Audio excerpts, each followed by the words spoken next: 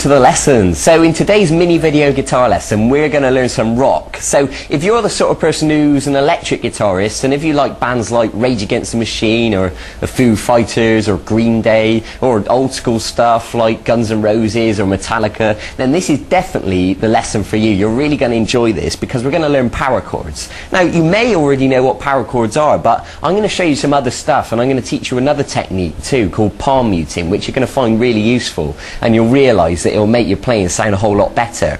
So power chords, just to explain quickly, are a simple chord that just consists of two notes, and what we do is move it around the guitar neck like this, and it really is as simple as that.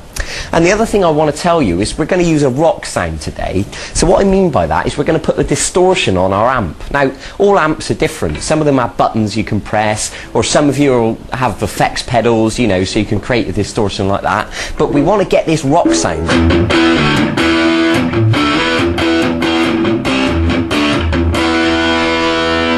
Now that was a little example of power chords, and you can see that I was just moving this shape around.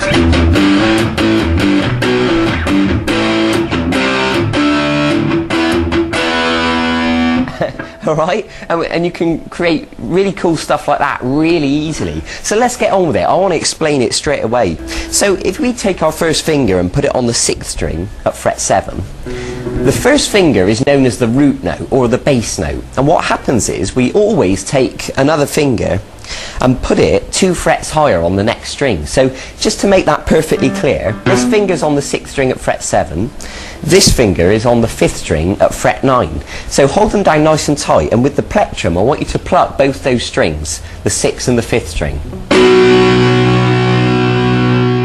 Now obviously I've got the distortion on my amp, so don't worry if you haven't got that distortion sound yet. You can worry about that another time. But what's most important at the moment is that you get these 2 notes. Okay, good. Now what I'm going to ask you to do is to try moving it down the neck. So what I mean by that is the first finger, the root note, is now on the 6th string at fret 5, and this other finger is now on the 5th string at fret 7. Okay, and now move it down 2 more frets. So we got the 6th string at fret 3 and the 5th string at fret 5. Okay, so just try those 3 chords now. Root note at fret 7, at fret 5, and then fret 3. And then try taking it down 1 more fret. So you're on the 6th string at fret 2 and the 5th string at fret 4. Now I think you get the idea by now that these notes are always 2 frets apart like this, and always 1 string apart obviously. So from now on you'll hear me mostly refer to just the root note, and I'll expect you to realise that this other finger goes, you know, on this note here. So just try that sequence once more.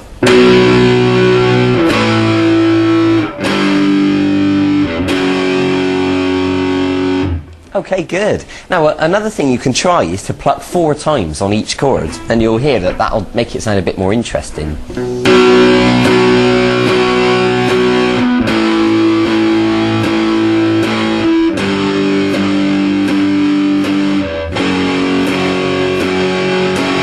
Or for those of you out there that are punk rockers, you can perhaps do 8 times on each chord and play it a little bit faster like this.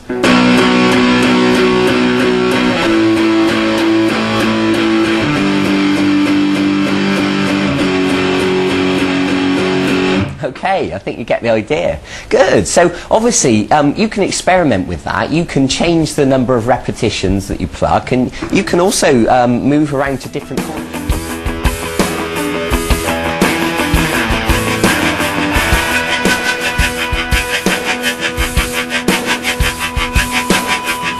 Hi guys, you know, start to make up your own songs and make up your own chord sequences.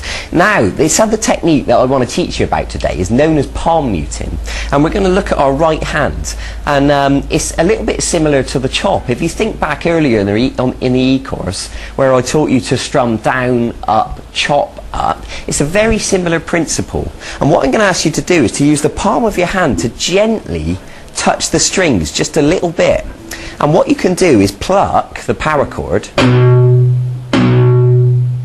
and you can hear that it's muted the sound, it's deadened it, okay? Because if we weren't touching the strings at all, it would sound like this.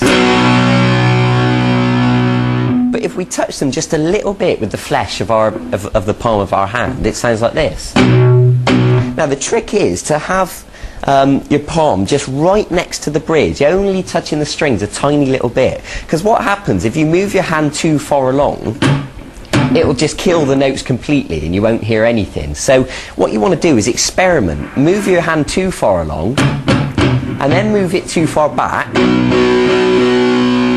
and then just find a happy medium where it sounds like this. Okay, good. So I want you to apply that palm muting technique now to the little power chord sequence that we just learned. So plucking 4 times on each one, it should sound like this.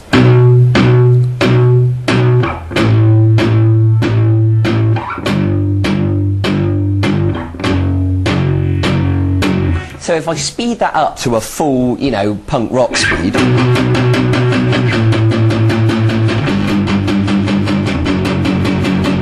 and you can start to get the idea now, because I was strumming 8 times on each one then. So I leave that up to you to have a bit of an experiment with that and see what it sounds like. And also, like I said just now, do have a go at writing your own songs. I think you're at a stage now where you can start to create your own stuff. So the good thing about power chords is you can move them all over the place, but you can also change strings. So instead of using the 6th string and the 5th string, you can use the 5th string and the 4th string, and it'll still work. Obviously you've got to pluck the corresponding strings with your plectrum now. You know, pluck the 5th and 4th string.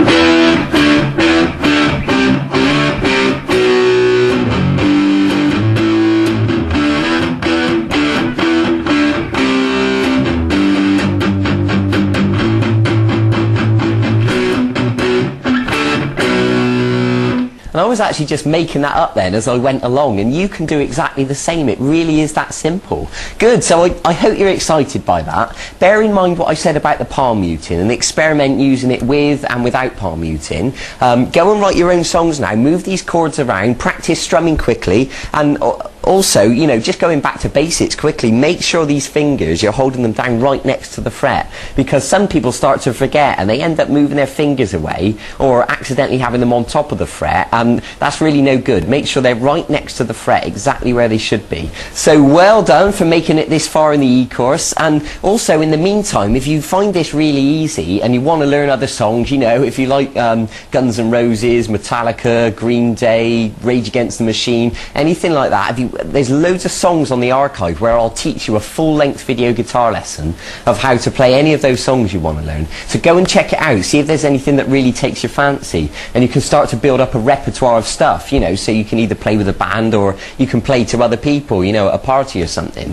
So go and get on with it, go and get practicing, take your time, be patient, do it thoroughly, it'll all be worth it in the end, I promise you that. Okay, I'll see you in a few days for the next segment in this course. Bye bye.